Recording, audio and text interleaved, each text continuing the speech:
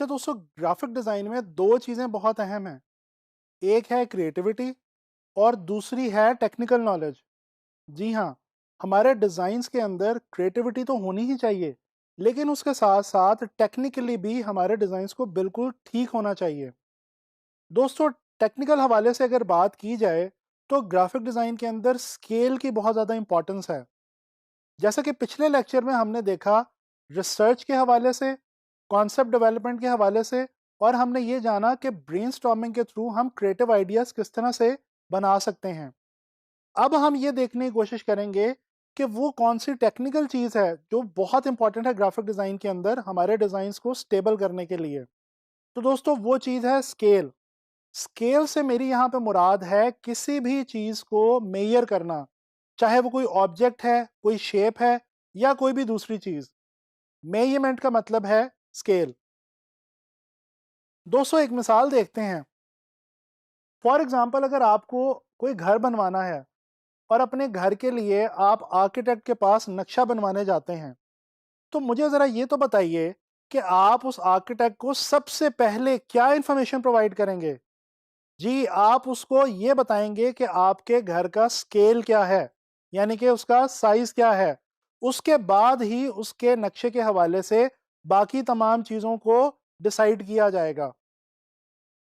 दोस्तों, याद रखें, आप कोई भी चीज़ डिज़ाइन करने लगें, डिज़ाइन करने से पहले उसके स्केल के हवाले से तमाम इम्पोर्टेंट इन्फॉर्मेशन लाज़मी कलेक्ट कर लीजिए। होता यह है कि जब हम ऑनलाइन फिनांस मार्केट प्लेसेस पे काम कर रहे होते हैं, तो कुछ क्लाइंट्स ने तो अपनी डिज़ाइन ब्रीफ के अंदर ही डिज़ाइन के हवाले से स्केल या साइज़ के बारे में भी बताया होता है, जबकि बाज़ क्लाइंट्स ने ऐसा नहीं किया होता। तो कोशिश करें कि क्लाइंट से पूछ लें या वो इन्फॉर्मेशन किसी तरह से कलेक्ट कर लें कि आप जो भी चीज़ डिज़ाइन करने जा रहे हैं, एक्चुअली उसका स्केल क्या है। दोस्तों, स्केल की ग्राफिक डिज़ाइन में जो इम्पोर्टेंस है वो इस तरह से भी बहुत ज़्यादा है कि हमें मालूम है ग्राफिक डिज़ाइन में हम जो भी चीज़ डिज़ाइन करते हैं, उसने कहीं ना कहीं किसी ना किसी सूरत में जाके एग्जीक्यूट होना होता है, प्रोड्यूस होना होता है। तो दोस्तों, प्रोडक्शन या एग्जीक्यूशन के हवाले से स्केल बहुत ही ज़्यादा इम्पॉर्टेंट चीज़ है।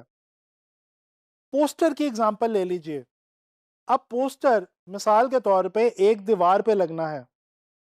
ज़ाहिर बात है कि उसका जो साइज़ होगा वो उसी दीवार के हवाले से डिसाइड किया जाएगा, जिस दीवार के ऊपर उसको प्रिंट होने के बाद जाके लगना है। अब पोस्टर डिज़ाइन करने से पहले हमें उस पोस्टर का उस वॉल के हिसाब से स्केल का अंदाज़ा लेना होगा और उसी स्केल के ऊपर उस पोस्टर को डिज़ाइन करना होगा। अदरवाइज़ जब वो पोस्टर प्रिंट होके आएगा, तो वो उस दीवार के हवाले से छोटा या बड़ा हो सकता है। अच्छा, इसी तरह से अगर हम बात करें मैगज़ीन ऐड की, दोस्तों हर मैगज़ीन का एक अपना ख़ास साइज़ और स्केल हुआ करता है।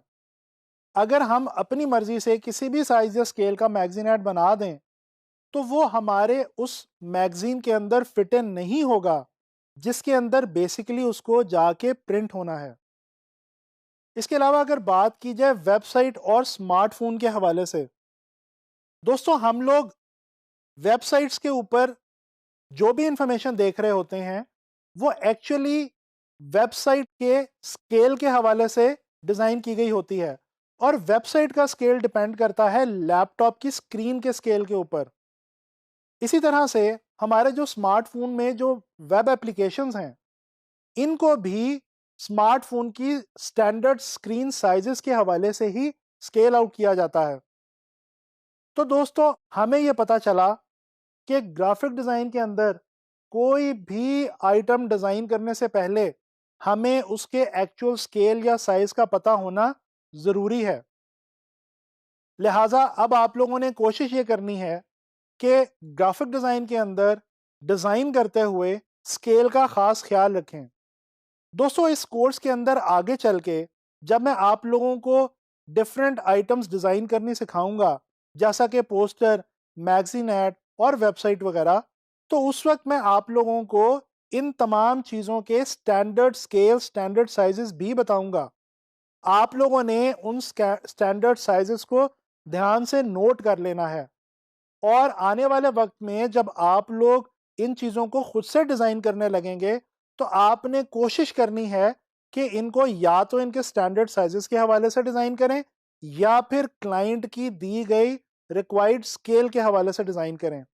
इसी तरह से आप इस चीज़ को श्योर कर सकते हैं, यकीनी बना सकते हैं कि आपका डिज़ाइन कल को कहीं भी जाके जब एग्ज़ीक्यूट होगा या प्रोड्यूस होगा, तो वो अपनी सही हालत में मौजूद रहेगा और वो सही तरह से अपना मैसेज कम्युनिकेट कर पाएगा।